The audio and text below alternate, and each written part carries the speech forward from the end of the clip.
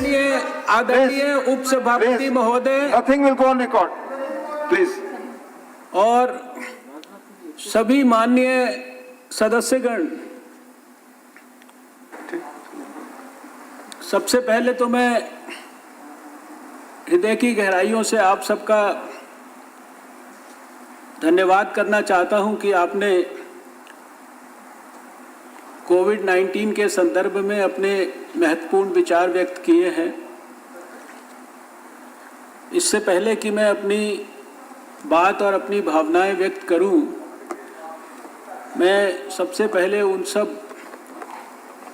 Covid warriors जिन्होंने इस Covid के खिलाफ जंग के यज्ञ में अपने प्राणों की आहुति भी दी, उन सब की पवित्र स्मृति को हृदय की गहराइयों से सबकी ओर से नमन करता हूं। और विशेष रूप से मैं प्रणाम करता हूं इन सब कोविड वॉरियर्स की माताओं को, जो कि लगातार पिछले 8 महीने से ये देख रही हैं कि एक के बाद एक बराबर कोविड वॉरियर्स देश में शहीद हो रहे हैं, लेकिन उसके बावजूद भी देश में एक भी ऐसी माता नहीं थी जिसने इन कोविड वॉरियर्स को काम पर जाने से रोका हो। मैं हृदय से उनको नमन करना चाहता हूं। उपसभापति महोदय, पिछले 8 महीने से 8 जनवरी 2020 से हमारी सरकार, व्यक्तिगत तौर पर प्रधानमंत्री नरेंद्र मोदी जी, हम सरकार के बहुत सारे मंत्रालय, हम सब मिलकर इस कोविड के खिलाफ जंग में देश के सभी स्वास्थ्य मंत्री, स्वास्थ्य विभागों के साथ लड़ाई को लड़ रहे हैं। मैं बहुत ईमानदारी और बहुत निष्पक्षता से ये कहना चाहता हूँ कि पूरे 8 महीने के इस कार्यकाल में इस डिबेट को होने से पहले मुझे कभी इस बात का एहसास या अनुभूति नहीं हुई कि प्रधानमंत्री नरेंद्र मोदी जी के नेतृत्व में सारा देश, सारे मुख्यमंत्री, सारे स्वास्थ्य मंत्री, सारे अधिकारी और सारा समाज मिलकर इस कोविड की लड़ाई को लड़ रहा है। लेकिन इस डिबेट के अंदर बहुत सारे सदस्यों के बहुत सारे विचारों को सुनने के बाद मुझे लगा कि शायद ये राज्यसभा या लोकसभा का चैम्बर ही ऐसा है कि इसमें आकर हमारी जो राजनीतिक प्राथमिकताएं हैं वो शायद बहुत ज़्यादा गहरी हो जाती हैं और बाकी सारी चीज़ें हमको एहसास कम हो पाती हैं। मैं इस बात को बहुत विश्वास के साथ कह सकता हूँ, कृपया शांत रहें, कि सारे देश ने प्रधानमंत्री जी के साथ मिलकर, सभी सरकारों ने प्रधानमंत्री जी के साथ मिलकर, सभी मुख्यमंत्रियों ने प्रधानमंत्री जी के साथ मिलकर सारे देश में इस लड़ाई को पूरी ईमानदारी और कर्तव्य परायणता के साथ लड़ा है। 7 जनवरी को विश्व स्वास्थ्य संगठन ने पहली बार इस सूचना को प्राप्त किया था चाइना के माध्यम से कि वहाँ पर एक पहली बार कोई नया कोरोना वायरस आया है जो कि निमोनिया जैसे केसेस करता है। और भारत में इस लड़ाई को हमने 24 घंटे से भी पहले 8 जनवरी को पहले ही अपने एक्सपर्ट ग्रुप्स की मीटिंग के माध्यम से शुरू किया। 17 जनवरी आते आते सारे देश की सारी सरकारों को सरकार के इस तरह के एपिडेमिक्स और पेंडेमिक्स के साथ लड़ने के पुराने अनुभव के आधार पर डिटेल्ड हेल्थ प्रिपेयर्डनेस के लिए, कम्युनिटी सर्वेलेंस के लिए, पॉइंट ऑफ एंट्री सर्वेलेंस के लिए सारी एक्टिविटीज़ को प्रारंभ करते हुए सारे देश को हमने पूरी तरह से सब प्रकार से सब तरह की एडवाइजरीज और सब तरह की डिटेल्स संभावित पहुंचा दी थी। उस समय तक भारत में कोई केस नहीं आया था। भारत के अंदर पहला केस 30 जनवरी को आया और 30 जनवरी को रिपोर्ट हुआ, जिसके लिए एक मेडिकल स्टूडेंट चाइना से 25 जनवरी के आसपास 23 जनवरी को चले थे और भारत में हमारे national centre for disease control ने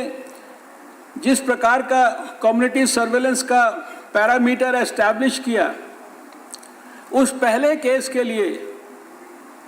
162 कॉन्टैक्ट्स को ट्रेस किया गया। चाइना से कलकत्ता, कलकत्ता से बेंगलोर, बेंगलोर से कोची, कोची से आगे 2 ट्रेन बदलकर और फिर अपने घर तक, इसके बीच में 2 होटल्स, उसके बीच में टैक्सियां, उसके बीच में प्राइवेट कार, इन सब के अंदर और हवाई जहाज के अंदर होने वाले कॉन्टैक्ट्स, इस लेवल के कॉन्टैक्ट ट्रेसिंग से हमने अपने इतिहास को 30 जनवरी को शुरू किया था। और उस समय से लेकर और आज तक जिस प्रकार से, चाहे वो पॉइंट ऑफ एंट्री हो, एयरपोर्ट्स हो, सी पोर्ट्स हो, चाहे वो हमारा लैंड का नेपाल का बॉर्डर हो, इन सब के ऊपर जिस प्रकार से लाखों लोगों को सर्वेलेंस किया गया, जिस प्रकार से 5000 गांवों के अंदर ग्राम सभाएं आयोजित की गई, जिस प्रकार से लगातार प्रधानमंत्री जी, कैबिनेट सेक्रेटरी और स्वास्थ्य विभाग के लोग सारे देश के साथ लगातार वीडियो कॉन्फ्रेंस के माध्यम से, और मैं ये रिकॉर्ड पे कहना चाहता हूँ, शायद लोगों को सुनने के अंदर ये अतिशयोक्ति लगेगी, इतिहास इस बात के लिए प्रधानमंत्री नरेंद्र मोदी जी को याद करेगा, जिन्होंने शायद इतनी गहराई, इतनी सच्चाई, इतनी मेटिकुलस तरीके से, इतनी कंसिस्टेंसी के साथ लगातार 8 महीने में इस कोविड के पेंडेमिक की छोटी से छोटी बात को स्वयं व्यक्तिगत मॉनिटर किया, लोगों को गाइड किया, एडवाइस किया। एक भी निर्णय उन्होंने एक्सपर्ट से बात किए बगैर, देश के मुख्यमंत्रियों से बात किए बगैर, सारे देश का कंसेंसस बनाए बगैर नहीं लिया। यहाँ पर बहुत सारी चर्चा हुई है, बहुत सारी बातें लॉकडाउन के इर्द गिर्द की गई हैं, और कल आनंद शर्मा जी ने कहा कि लॉकडाउन से क्या फायदा हुआ, ये भी अभी कुछ लोगों ने याद दिलाया। अच्छा किया कि लॉकडाउन तो जो है कई स्टेट गवर्नमेंट्स ने शुरू कर दिया था, लेकिन ये कहा गया कि लॉकडाउन के अंदर डाटा दिए गए हैं कि ये रेंज दी गई है, इतने लोगों की, इतने केसेस की मृत्यु, और ये सारी चीज़ें कैसे, ये रेंज का क्या मतलब है। हमारे पास 5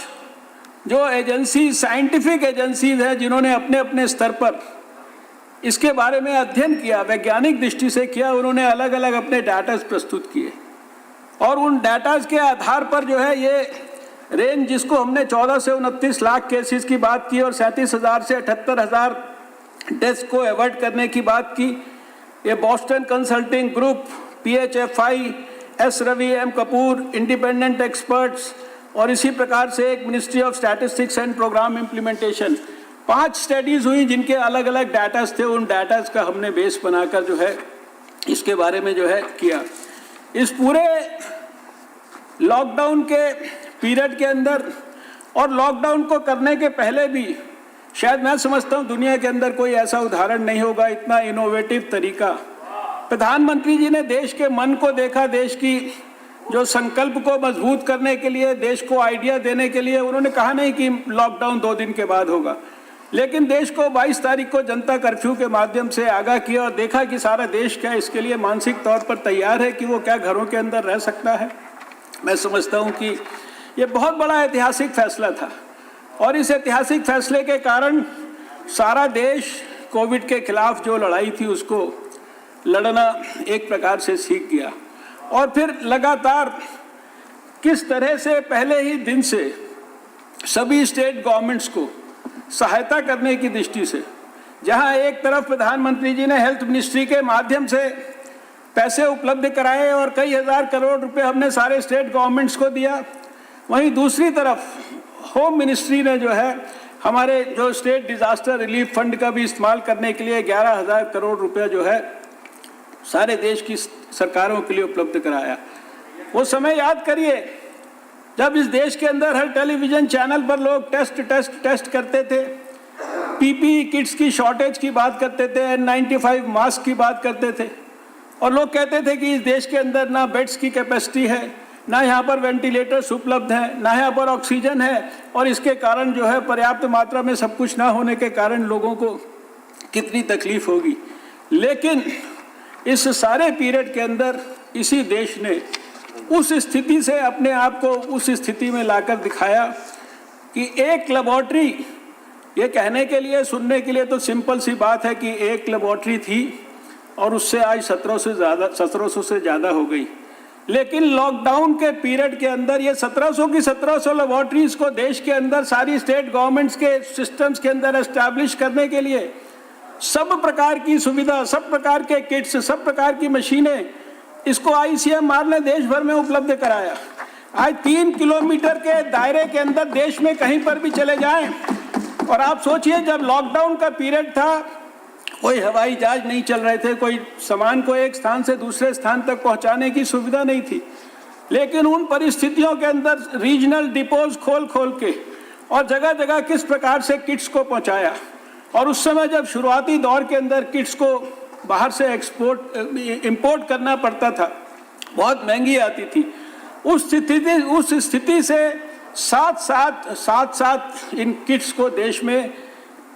बनाने के लिए जहां एक तरफ वैज्ञानिकों ने काम किया, ICMR ने हैंड होल्ड किया, आज 700 से ज़्यादा किट्स, उसके बारे में मैंने बहुत डिटेल में बताया, कितने किट्स को वैलिडेट किया, कितने को रिकमेंड किया, कितने अभी, और आज उसके कारण टेस्ट की कीमत को जो है कितना कम कर दिया गया। हमने जब देश के बारे में सोचा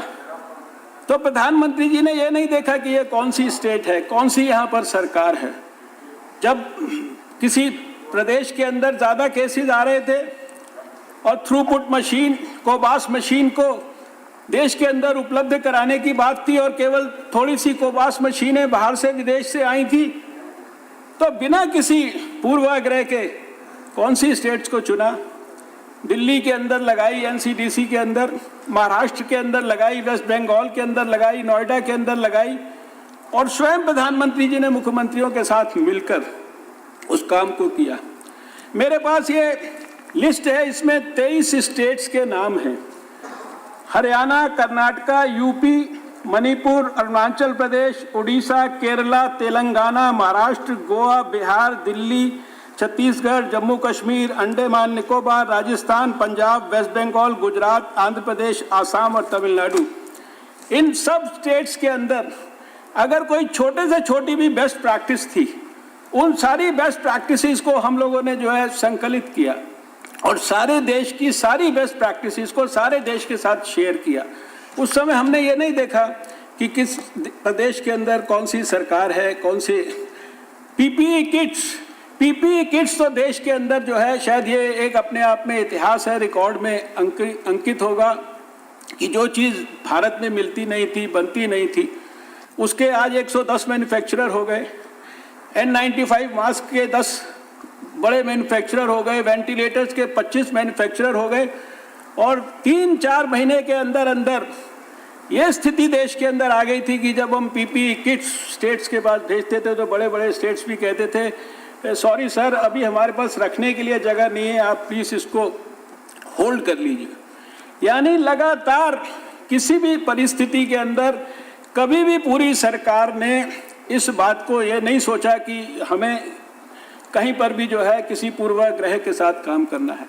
और इसलिए मुझे पहली बार आज ये महसूस हुआ कि ये सदन के अंदर जो लोग अलग अलग तरीके से बात कर रहे हैं, ऐसा क्यों कर रहे हैं। दिल्ली के अंदर अगर ज़्यादा लोगों को तकलीफ होने लगी तो स्वयं गृह मंत्री जी ने जो है अपने आगे आके किस प्रकार से जो है प्रधानमंत्री जी ने एक दिन मीटिंग में कहा गृह मंत्री जी को कि आप और स्वास्थ्य मंत्री जी मिलकर दिल्ली के लोगों को बुलाकर और दिल्ली को ठीक करने के काम में पूरा सहयोग करिए। कोई राजनीतिक दृष्टि से हमने काम नहीं किया, हमारा वो कर्तव्य था, हमारा वो धर्म था। और जो 5,000 टेस्ट होते थे वो 22,000 तक टेस्ट पहुंच गए। जिन जिन स्टेट्स के अंदर जिस जिस प्रकार की जो किसी भी प्रकार की कमियां किसी के ध्यान में आती थी, आप याद करिए कि जब ये परिस्थिति शुरू हुई थी, कोविड एक नया वायरस था, इस वायरस के बारे में किसी को ज्ञान नहीं था। दुनिया भी अनुभव से सीख रही थी, अमेरिका के जैसे बड़े देश भी सीख रहे थे। ऐसे परिस्थितियों के अंदर हम लोगों ने फरवरी मार्च के महीने में लाखों की तादाद में कैपेसिटी बिल्डिंग की। और वो खाली कैपेसिटी बिल्डिंग अपने डॉक्टर्स की, नर्सिस की नहीं, कितने सारे दूसरे लोग थे। कोई एयरपोर्ट पे काम करने वाले लोग थे, कोई पैरामिलिट्री के लोग थे, कोई जो है बाहर से जिन लोगों को लेके आया गया उनकी रक्षा करने वाले लोग थे। तरह तरह के लोगों की लगातार उस प्रकार से किस तरीके से जो है कैपेसिटी बिल्डिंग की गई। और सारे इस प्रक्रिया के अंदर पूरे 8-9 महीने के कार्यकाल में मैं नहीं समझता कि जो भी लोग कोविड के साथ इस जंग के अंदर लगे हैं वो कोई भी जो है 1 मिनट के लिए भी जो है आराम से बैठे होंगे। और आज अभी यहाँ पर माइग्रेंट वर्कर्स के बारे में भी बहुत चर्चा हुई है। इसमें कोई दो मत नहीं कि माइग्रेंट वर्कर्स को कुछ समय के लिए तकलीफ हुई, लेकिन जिस प्रकार से होम मिनिस्ट्री ने समय समय पर लगातार पहले लॉकडाउन के 4 चरण और बाद में अब अनलॉक के 4 चरण, और इसके बीच में जो लोगों को तकलीफ़ें आ सकती थी उनका एम्प्लॉयमेंट को बचाने के लिए जो एसेंशियल चीज़ें हैं उनकी आवाजाही सब जगह पर किस प्रकार से स्मूथली चल सकती है। क्या आप सोच सकते हैं कि इस कोविड के दौरान भी, कोविड के इतने बड़े खतरे को साथ लेकर जब चल रहे थे लोग, उस परिस्थिति में भी 64 लाख जो है हमारे माइग्रेंट वर्कर्स को ट्रेन्स के माध्यम से, हमारे रेल मंत्रालय ने बसों के माध्यम से जो है अपने अपने स्टेट्स के अंदर भेजा। प्लीज। आज कल यहाँ पर बात की थी आनंद शर्मा जी ने, सिर्फ उनको मैं बताना चाहता हूँ, उन्होंने बीसीजी के बारे में, क्योंकि कुछ लोगों का इन चीज़ों के बारे में भी बहुत इंटरेस्ट रहता है, तो इसके बारे में मुझे इतना ही कहना है कि बीसीजी के संदर्भ में 6 clinical trial registry of India में रजिस्टर हुए हैं और ICMR 6 साइट्स के ऊपर इन ट्रायल्स को जो है कर रहा है। और ये जो रैंडमाइज्ड कंट्रोल ट्रायल्स हैं और ये 3 साइट्स पर और स्टार्ट किए गए हैं। ये ICMR is part of this vaccine study. Favipiravir के बारे में भी आपने कहा, ये निश्चित रूप से जापान के अंदर और चाइना के अंदर ये नोवल इन्फ्लुएंजा के लिए एक एक्सेप्टेड ड्रग है। इसका अप्रूवल भी जो है DCGI ने दिया इमरजेंसी यूज़ ऑथराइजेशन के लिए। लेकिन इसके संदर्भ में जो अभी तक की रिपोर्ट्स हैं वो इन विट्रो रिपोर्ट्स जो हैं वो बहुत ज़्यादा कोई पॉजिटिव नहीं है। और इसी तरीके से आपने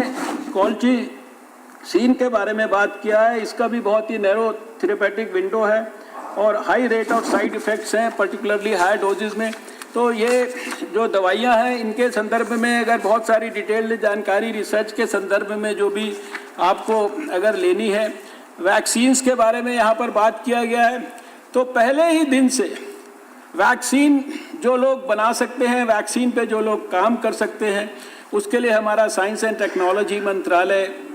और उसके लिए हमारा जो ICMR है, उसके लिए ड्रग कंपनीज सब मिलकर और उसके लिए सारे स्टार्टअप्स को सपोर्ट देते हुए, और इस विषय को भी प्रधानमंत्री जी स्वयं व्यक्तिगत तौर पर मॉनिटर कर रहे हैं। आज भी जो है हमारी स्थिति यह है कि जो वैक्सीन्स आने वाले समय में आ सकती हैं, किस समय आ सकती हैं, देश में किसको देना है, उसके लिए हाई लेवल पर एक्सपर्ट ग्रुप्स सब प्रकार की चर्चा करके 10 स्टेप की आगे की तैयारी सोचकर हर चीज़ जो है विस्तार के साथ प्लान हो रही है। सारे देश के अंदर करीब जहाँ जहाँ पर भी तकलीफ हुई इस 8 महीने के अंदर, कम से कम 25 स्टेट्स के अंदर जहाँ जहाँ जिस तरह की भी तकलीफ थी उसके हिसाब से जॉइंट सेक्रेटरी इस लेवल के ऑफिसर्स की अध्यक्षता के अंदर हमारी टीम्स ने जाकर पूरे देश की हैंड होल्डिंग की। और शायद कोई ऐसा विषय नहीं है, अभी समय की मर्यादा है, मैं नहीं जानता कि मुझे आप कितनी देर बात करने का मौका देंगे, लेकिन मैं इतना ज़रूर कहना चाहता हूँ कि जितने भी प्रश्न अभी गुलाम नबी आज़ाद साहब ने बहुत सारे सुझाव दिए थे उसके बारे में, ये सारी की सारी जो आने वाले भविष्य के लिए कैपेसिटी बिल्डिंग की बात की गई है। सर, वैक्सीन के संदर्भ में मैंने ये बताया कि वैक्सीन के लिए जैसे दुनिया भर में प्रयास हो रहे हैं वैसे ही उतने ही प्रभावी प्रयास भारत में हो रहे हैं। और भारत में हमारे जो कैंडिडेट वैक्सीन हैं उसमें 3 लगभग ऐसे हैं जो फेज़ 1, फेज़ 2 और फेज़ 3 के अंदर पहुंच गए हैं। प्रधानमंत्री जी के मार्गदर्शन में एक एक्सपर्ट ग्रुप इस सारे विषय को भी बहुत गहराई से अध्ययन कर रहा है। एडवांस्ड इसके संदर्भ में प्लानिंग है। हमारे को उम्मीद है कि अगले साल के शुरुआत के अंदर हमें भारत के अंदर वैक्सीन उपलब्ध हो जानी चाहिए। इस संदर्भ में विश्व स्वास्थ्य संगठन से और दुनिया के अंदर भी जो जॉइंट प्रयास हो रहा है उसके साथ भी हम सबका कोऑर्डिनेशन है। और आने वाले समय में जैसे ही वैक्सीन उपलब्ध होगी तो कोविड के खिलाफ जो हमारी जंग है उसको निश्चित रूप से हमें और ज़्यादा मजबूती मिलेगी। साइंस के अंदर हमारे जो वैज्ञानिक हैं वो हर तरीके से वायरस के ऊपर, हम दुनिया के अंदर 4-5 उन देशों में से हैं जिन्होंने वायरस को आइसोलेट किया है। हमारे बायोटेक्नोलॉजी और CSIR के अंदर जो है 1000 से ज़्यादा जो है वायरसेस के ऊपर जो है उनका जो जीनोम सीक्वेंसिंग हो चुका है। वायरस की जो स्टडी इतने विस्तार से हो रही है, कल मैंने उसमें स्टेटमेंट में भी कहा था कि 40,000 से ज़्यादा वायरस के सैंपल्स को बायो रिपोजिटरी के रूप में जो है उनको संभाल कर रखा गया है, जिनके ऊपर अध्ययन की प्रक्रिया चल रही है। और मैं शायद चर्चा कर रहा था कि भारत में इतनी विषम परिस्थितियों में भी जब इतना ज़्यादा कोई लॉकडाउन की परिस्थिति थी, इकॉनमी के ऊपर भी जो है बहुत सारी तकलीफ़ें थी, लोगों को भी बहुत सारी परेशानियां हो रही थी, लेकिन इस सब के बावजूद भी पूरी मजबूती के साथ प्रधानमंत्री जी ने शुरुआती दौर के अंदर ही स्वास्थ्य के लिए भी 15,000 करोड़ का पैकेज, फिर गरीबों के कल्याण के लिए 1,70,000 करोड़ का पैकेज, और उसके बाद फिर आत्मनिर्भर भारत के लिए भी 20 लाख करोड़ का पैकेज ये। और इसी के संदर्भ में मैं योजनाओं की जिक्र कर रहा था कि प्रधानमंत्री गरीब कल्याण अन्न योजना में 80 करोड़ लोगों को जो बेनिफिट दिया गया 46,000 करोड़ रुपए का। प्रधानमंत्री गरीब कल्याण अन्न योजना में करीब 19.4 करोड़ हाउस होल्ड्स को 1 किलोग्राम 3 महीने का जो बेनिफिट दिया गया 5,000 करोड़ रुपए का। टारगेट बेनिफिशरीज जो उज्ज्वला बेनिफिशरीज जो थे उसके अंदर करीब 8,80,0246 करोड़ ये फ्री गैस सिलेंडर्स जो दिए गए, इस पे 13,500 करोड़ रुपए खर्चा किया गया। इसी तरह सीनियर सिटीजन्स, एजिड विडोज और दिव्यांग लोगों को जो टारगेट बेनिफिशरीज इसके थे 2.98 करोड़, इनको करीब 3,000 करोड़ रुपए के बेनिफिट्स दिए गए। फार्मर्स को जिसके टारगेट बेनिफिशरीज 8 करोड़ हैं उनको 16,000 करोड़ रुपए का बेनिफिट दिया गया। और जो वुमेन PMJDY अकाउंट होल्डर्स थी जिनके खाते में 500 रुपये डाला गया लगातार 3 महीने तक, इस ऐसे भी 20 करोड़ से ज़्यादा बेनिफिशरीज को 31,000 करोड़ रुपए का लाभ दिया गया। ये EPF कंट्रीब्यूशन जो 24% of monthly salary for workers earning less than 15,000 per month को भी 3 महीने तक, इसके भी 78 लाख से ज़्यादा बेनिफिशरीज थे, 4,860 करोड़ रुपया दिया गया। ऑर्गेनाइज्ड सेक्टर के अंदर विड्रॉल फ्रॉम EPF, इसके टारगेट बेनिफिशरीज भी 5 करोड़ थे, इसको भी 5,000 करोड़ रुपए का इन सबको मिलकर बेनिफिट दिया गया। और जो हेल्थ वर्कर्स के लिए जो इंश्योरेंस स्कीम बनाई, जिसके लिए बहुत सारे लोगों ने कहा कि उनकी स्टेट्स में ऐसा हुआ, ये इंश्योरेंस स्कीम को भारत सरकार ने बनाया। भारत सरकार ने सारे देश के जो वर्कर्स के लिए जो है उसके लिए पैसा उपलब्ध कराया, लगभग 200 करोड़ रुपया। और इसी तरह से मनरेगा में वेज इंक्रीज जो किया गया 20 रुपये, उसके भी 13 करोड़ से ज़्यादा जो है बेनिफिशरीज थे। इन सब चीज़ों का उल्लेख कोई हम अपना डिटेल में इसका कोई सरकार ने क्या किया वो हमारा कर्तव्य था, लेकिन इस बात को मैं एम्फेसाइज करना चाहता हूँ कि इतनी विषम परिस्थितियों में भी 8 महीने में लगातार किसी समय पर भी देश के एक भी व्यक्ति को किस प्रकार का दुख हो सकता है, दुख हो रहा है, किस प्रकार की उसको सहायता की ज़रूरत है, उस सारी सहायता को करने के लिए सब प्रकार की विषम से विषम परिस्थिति में भी प्रधानमंत्री जी ने स्कीम भी बनाई, स्कीम को इम्प्लीमेंट भी कराया। और हम लोगों ने सारे देश की सारी सरकारों को लगातार खाली पैसा देकर ही जो है संतुष्टि नहीं प्राप्त की, लगातार दिन रात, लगातार 8 महीने देश के स्वास्थ्य मंत्री जानते हैं, उनके साथ चाहे वीडियो कॉन्फ्रेंसिंग हो, चाहे उनसे टेलीफोन पे बात हो, आए दिन हम लोग यही करते रहे। सारे देश भर की मॉनिटरिंग हर तरीके से भारत सरकार ने की और उसी का आज ये परिणाम है कि सारे देश में पूरी दुनिया के मुकाबले हमारे केसेस पर मिलियन की बात आती है, केसेस डेथ्स पर मिलियन की बात आती है, वो हम अमेरिका से कंपेयर करें, वो हम ब्राज़ील से कंपेयर करें, वो हम किसी से भी कंपेयर करें, हमारे US और ब्राज़ील के मुकाबले जो केसेस हैं US और ब्राज़ील के वो 5 से 6 टाइम जो है हमसे हैं। और इसी तरह से ब्राज़ील और स्पेन की डेथ्स 11 टाइम ज़्यादा हैं। और भी भारत में रिकवरी रेट आप जानते हैं कि हमारा 78-79% के करीब हो गया है और हमारा मोर्टालिटी रेट दुनिया में सबसे कम है 1.64%। लगातार हम पहले दिन से प्रयास कर रहे हैं कि अर्लीस्ट हम डायग्नोसिस करें, अर्लीस्ट हम ढूंढें पेशेंट को और उसको तुरंत टेस्ट करें, टेस्ट करने के बाद आइसोलेट करें। आइसोलेट करने के लिए चाहे उसका घर हो, चाहे उसके लिए कोविड केयर सेंटर हो, चाहे उसके लिए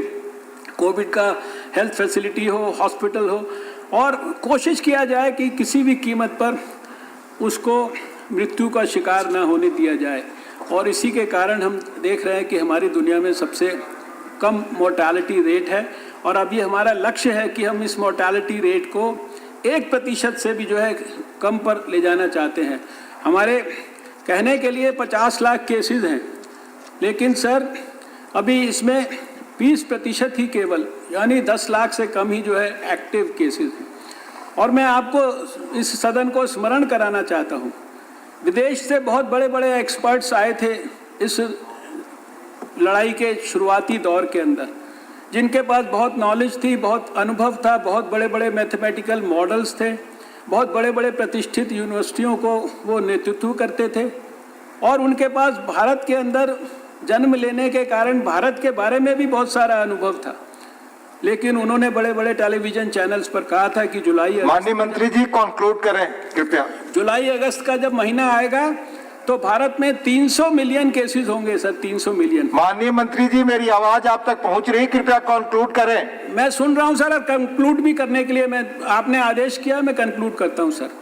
मैं सिर्फ ये स्मरण कराना चाहता हूं कि इस समय तक 300 मिलियन केसेस की बात की गई थी, 5-6 मिलियन डेथ्स की बात की गई थी और 135 करोड़ के देश के अंदर आज हम 11 लाख तक टेस्ट कर रहे हैं। हमसे ज़्यादा पूरे जो टोटल टेस्ट हैं 5 करोड़ से ज़्यादा केवल अमेरिका ने किए और अमेरिका को भी हम थोड़े दिन के अंदर जो है टेस्ट के मामले में पीछे छोड़ देंगे।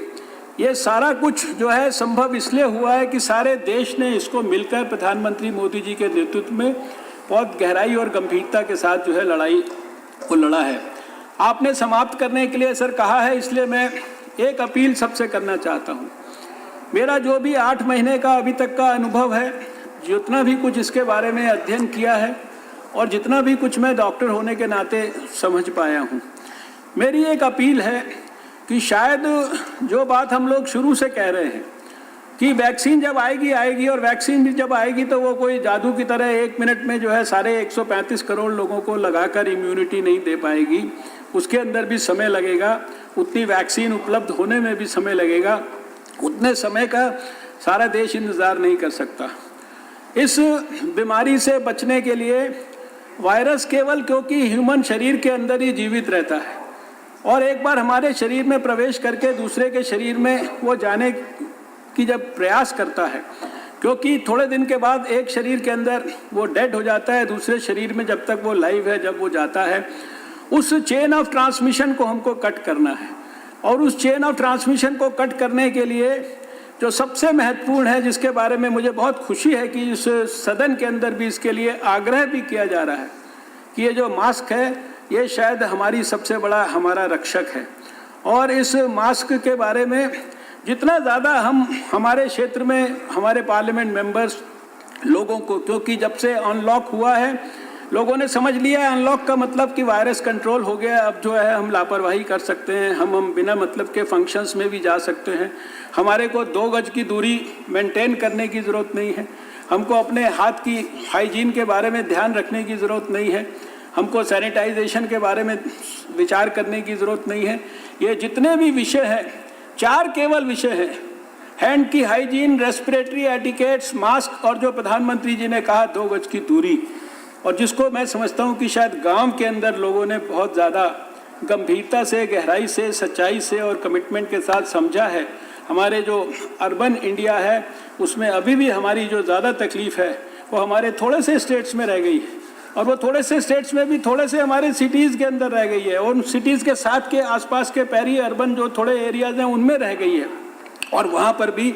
अगर गहराई से अध्ययन करेंगे तो ध्यान में आएगा कि वायरस का ट्रांसमिशन वो वायरस के कारण नहीं हो रहा, वो हमारी लापरवाही के। माननीय मंत्री जी, आप महत्वपूर्ण बातें बता रहे हैं, पर प्लीज कंक्लूड करें। इसीलिए सर मैं कंक्लूड करता हूं। आप कह रहे हैं कि आपसे मैं चाहता हूं कि लगातार आप ये अपील करते प्लीज कंक्लूड। ये देश से लगातार अपील करते रहें। प्रधानमंत्री जी भी कई बार इस बारे में अपील कर चुके हैं। ये जो सोशल वैक्सीन, माननीय स्वास्थ्य मंत्री जी प्लीज कंक्लूड करें, प्लीज। वैक्सीन के आने तक कम से कम हम प्लीज कंक्लूड करें। मास्क और 2 गज की दूरी को सबसे बड़ी सोशल वैक्सीन समझें। प्लीज कंक्लूड करें। इन्हीं शब्दों के साथ सर मैं सभी का, आपका विशेष रूप से धन्यवाद करता हूं और भगवान से ये प्रार्थना करता हूं कि हम सबको वो कोविड से रक्षा करने के लिए सब प्रकार के प्रयासों में देश की सहायता करने के लिए हम सबको वो अपना आशीर्वाद दें। प्लीज, बहुत बहुत धन्यवाद माननीय मंत्री।